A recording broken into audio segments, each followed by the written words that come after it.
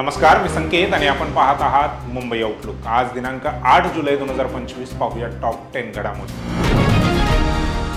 रात्री पोलिसांनी ताब्यात घेतल्यानंतर जितकं अस्वस्थ वाटत नव्हतं त्यापेक्षा जास्त मोर्चाच्या ठिकाणी येताना वाटत आहे। कारण मीरा भाईंदर मध्ये इतक्या मोठ्या संख्येने मराठी माणूस रस्त्यावर उतरला होता ते पाहून माझ्याकडे शब्द नाहीत, अशी प्रतिक्रिया मनसे नेते अविनाश जाधव यांनी पोलिसांच्या ताब्यातून सुटल्यानंतर मोर्चाच्या ठिकाणी आल्यावर दिली। पुढे ते असेही म्हणाले की आज झालेल्या मोर्चात पोलीस प्रशासन आणि गृह खात्याचा दबाव होता। मराठीसाठी मोर्चा काढतोय, महाराष्ट्रात अधिवेशन सुरू आहे असं सांगत असतानाही पोलिसांनी मध्यरात्री माझ्या घरी येऊन मला ताब्यात घेतलं। यानंतर मराठी माणूस आक्रमक झाला। महिला कार्यकर्ते मराठी माणसाला उचलून नेतायत। मला त्याचं कारण समजलं नाही। आम्ही आतंकवादी आहोत की दहशतवादी असा आक्रमक सवाल अविनाश जाधव यांनी यावेळी केला।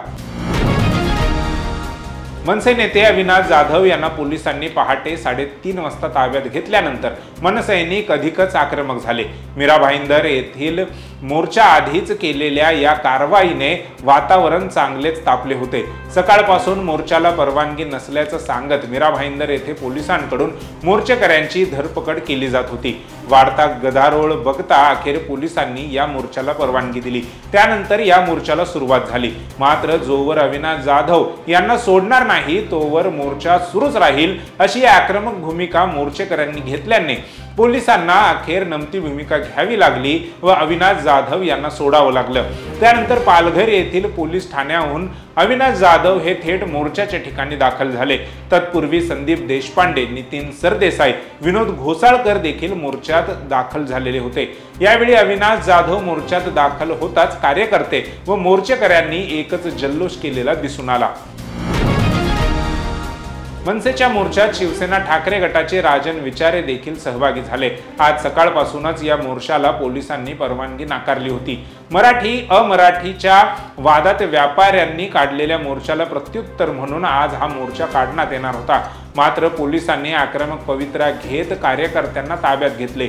मनसे नेते अविनाश जाधव यांना देखील पोलिसांनी पहाटे ताब्यात घेत पालघरच्या एका पोलीस ठाण्यात नेले होते। यावेळी झालेल्या धरपकडीनंतर या संपूर्ण प्रकरणाला वेगळे वळण लागले। सकाळपासूनच सुरू असलेल्या या गदारोळानंतर अखेर वाढता जमाव बघता पोलिसांनी या मोर्चाला परवानगी देण्यात आली। या मोर्चात राजन विचारे देखील सहभागी झाले। त्यांनी मोर्चाला पाठिंबा देणाऱ्या शिंदेच्या मंत्र्यांवर चांगलीच आगपाखड केलेली बघायला मिळाली।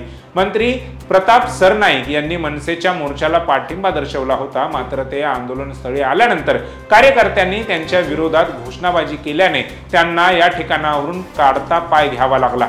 त्यानंतर विचारे यांनी सरनाईक यांना धारेवर धरत त्यांना चपलेने मारलं पाहिजे, पाठिंबा द्यायचा असेल तर आधी राजीनामा द्या, मग इथे या, तेव्हाच कार्यकर्ते तुम्हाला स्वीकारतील, अशी तिखट प्रतिक्रिया विचारे यांनी दिली आहे। भारताचे सरन्यायाधीश भूषण गवई यांचा महाराष्ट्राच्या विधानमंडळातर्फे सत्कार करण्यात आला। यावेळी राज्याचे मुख्यमंत्री देवेंद्र फडणवीस, दोन्ही उपमुख्यमंत्री अजित पवार व एकनाथ शिंदे उपस्थित होते। दोन्ही सभागृहातील सदस्यांच्या उपस्थितीत गवई यांचा सत्कार करण्यात आला होता। यावेळी बोलताना त्यांनी माझ्यासाठी हा सत्कार फार महत्त्वाचा आहे, कारण याच विधिमंडळात माझ्या वडिलांनी अनेक वर्ष लोकप्रतिनिधित्व केलेलं आहे। त्याच सभागृहात माझा सत्कार होत आहे, ही माझ्यासाठी फार भूषणावह बाब आहे असे गवई म्हणाले। तसेच यावेळी त्यांनी भारतीय संविधानाबाबत बोलताना डॉक्टर बाबासाहेब आंबेडकर आणि त्यांचे भारतीय संविधान विषयक विचार यावर मत व्यक्त केले। मी भारतीय राज्यघटनेचा विद्यार्थी आहे। या विधिमंडळाशी माझ्या वडिलांचं 30 वर्षांपेक्षा अधिकचं प्रेमाचं नातं राहिलं आहे। त्या विधिमंडळात माझा सन्मान करत आहात हे माझ्यासाठी अत्यंत महत्त्वाचं आहे। दिनांक 9 डिसेंबर 1946 रोजी भारताच्या घटना समितीची पहिली बैठक झाली।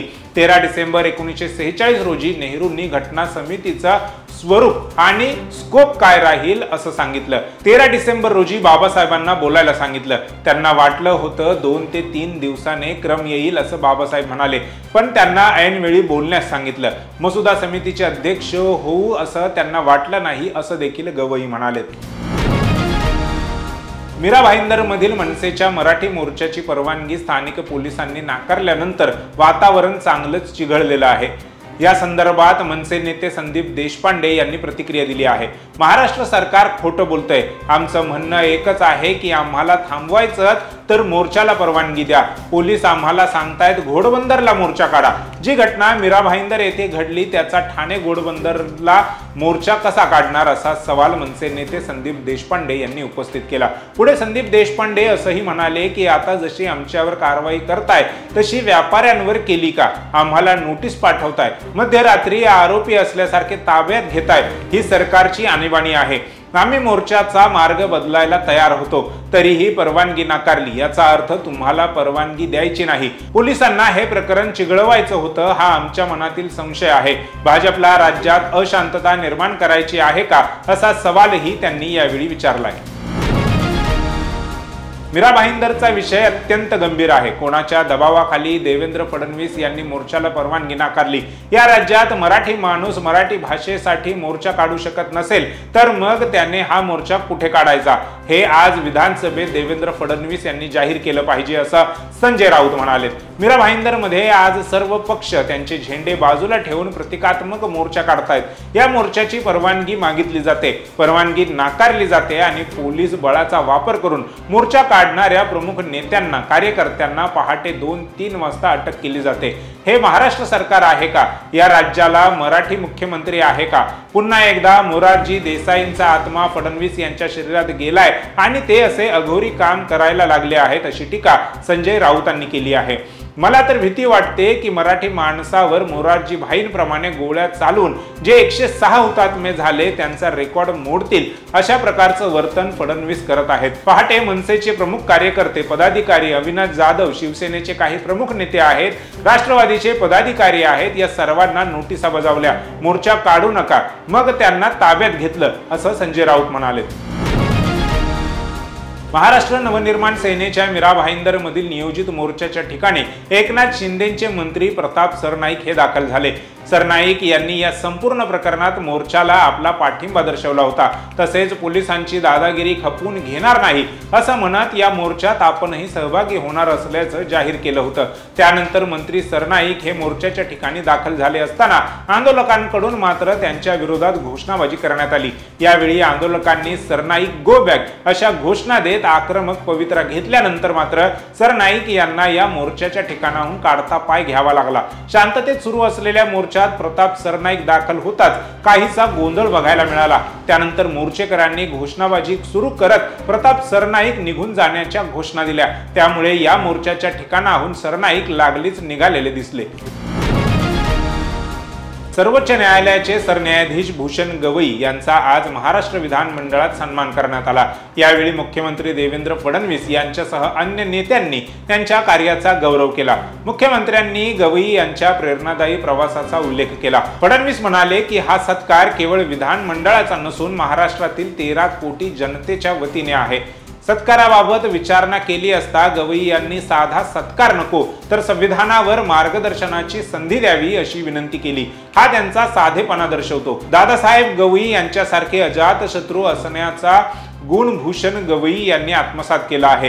पुढे बोलताना मुख्यमंत्र्यांनी सांगितले की सरन्यायाधीश झाल्यावरही गवई यांनी साधेपणा सोडलेला नाही। नागपूरमध्ये सरकारी वकील असताना झोपडपट्टी तोडण्याचा निर्णय आला होता, तेव्हा गवई यांनी सर्वोच्च न्यायालयात जाऊन तो प्रश्न सोडवला। मुंबई उच्च न्यायालयात असताना त्यांनी कायदा आणि जनहित यांचा समतोल साधत अनेकदा मार्ग काढले।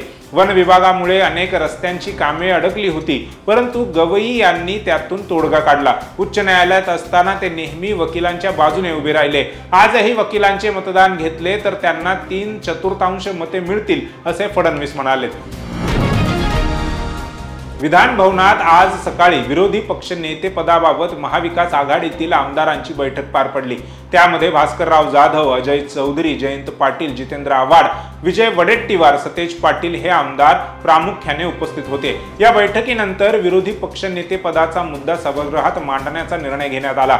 विरोधी पक्ष नेते पदाचा निर्णय कधी घेणार हा प्रश्न विधानसभा अध्यक्षांना सभागृहात विचारण्यात आला। त्यावर आपल्या दालनात यावर चर्चा झाल्याचे विधानसभा अध्यक्षांनी सांगितले। तसेच ठरल्याप्रमाणे विरोधी पक्ष नेतेपदाबाबत विधानसभा अध्यक्षांचे उत्तर महाविकास आघाडीतील आमदारांना रेकॉर्डवर मिळाले। याच मुद्द्यावरून विरोधी पक्षाचे आमदार आक्रमक झाले होते। तसेच लवकरात लवकर विरोधी पक्ष नेतेपदाची निवड करण्यात यावी अशी मागणीही आमदारांनी केली। IPL मधून प्रसिद्ध झालेला भारतीय क्रिकेटपटू यश दयाल आता एका मोठ्या वादात अडकला आहे। काही दिवसांपूर्वी एका तरुणीने त्याच्यावर लैंगिक शोषणाचे गंभीर आरोप केले होते। सदर प्रकरणी आता यश दयालने पोलिसांकडे आपला जबाब नोंदवला आहे। आम्ही BNS कलम 69 अंतर्गत गुन्हा दाखल केला आहे। पुढील तपास सुरू आहे अशी माहिती संबंधित पोलीस अधिकाऱ्यांनी दिली। पोलिसांना दिलेल्या जबाबात यश दयालने नेमके काय म्हटलंय याबाबत अद्याप अधिकृत माहिती समोर आलेली नाही। लग्नाच्या बहाण्याने मानसिक आणि शारीरिक शोषण केल्याचा आरोप करत महिलेने यश दयालवर आरोप केले आहेत। या संदर्भात तिने काही फोटोही शेअर केले होते, ज्यात यश दयाल सोबतच्या व्हिडिओ कॉलचा स्क्रीनशॉट देखील होता। तिच्या सोशल मीडिया अकाउंटवर यश दयालचे फोटो देखील असल्याचे समोर आले आहे। गाझियाबाद येथील रहिवासी असलेल्या महिलेने PM ऑनलाईन तक्रार पोर्टलवर हा गुन्हा दाखल केला आहे। त्यानंतर पोलीस कारवाई सुरू आहे।